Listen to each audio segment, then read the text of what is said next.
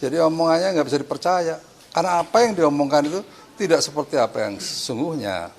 Itu. Jadi jangan aneh-aneh lah itu.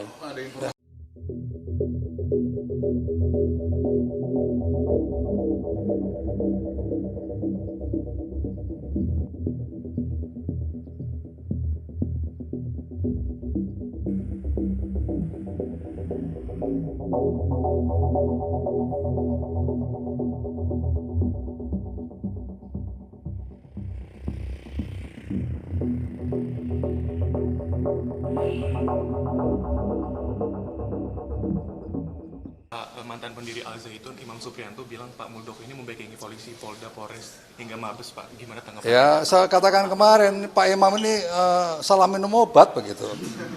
Kalau enggak udah mulai pikun, ya. Jadi omongannya nggak bisa dipercaya. Karena apa yang diomongkan itu tidak seperti apa yang sesungguhnya. Itu. Jadi jangan aneh-aneh lah itu.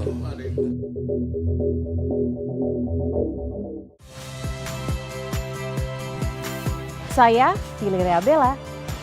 Saksikan program-program Kompas TV melalui siaran digital, pay TV, dan media streaming lainnya. Kompas TV, independen, terpercaya.